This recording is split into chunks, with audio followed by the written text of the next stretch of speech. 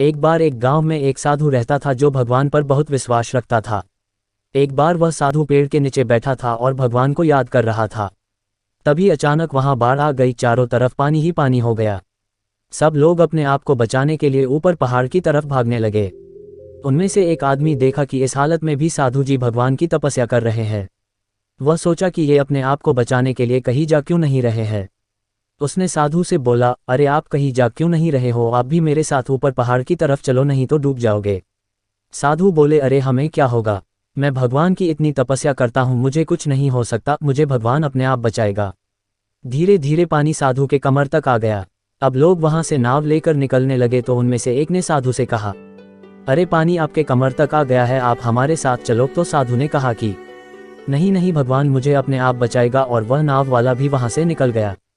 कुछ देर बाद पानी इतना बढ़ गया कि साधु के सर तक पहुंच गया और अब लोगों को बचने के लिए हेलीकॉप्टर निकलने लगे। एक हेलीकॉप्टर साधु के पास आया जो कि आखिरी हेलीकॉप्टर था। साधु के पास नीचे रस्सी फेंकी और बोला, इसे पकड़ो और ऊपर आ जाओ, नहीं तो आप डूब जाओगे। यह आखिरी हेलीकॉप्टर है और आपके पास में दूसरा कोई रास्ता नहीं है बचने के लिए। साधु ने कहा, ये रस्सी वापस ऊपर खींच लो और आप चले जाओ, मुझे भगवान के ऊपर पूरा भरोसा है, वह मुझे बचा लेगा। पानी काफी ऊपर आ गया, पेड़ डूब गया और साधु की भी डूबने से मौत हो गई।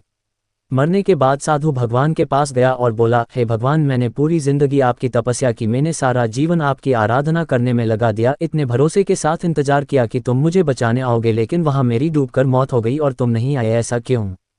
भगवान बोले, मूर्ख इंसान, एक नहीं 3 बार आया था, वो तीनों बार में ही तो था, पहला पैदल, दूसरा नाव के द्वारा और तीसरा हेलीकॉप्टर के द्वारा, लेकिन तुमने मेरा एक भी अवसर पहचान नहीं पाए, पता नहीं किसका इंतजार कर रहे थे।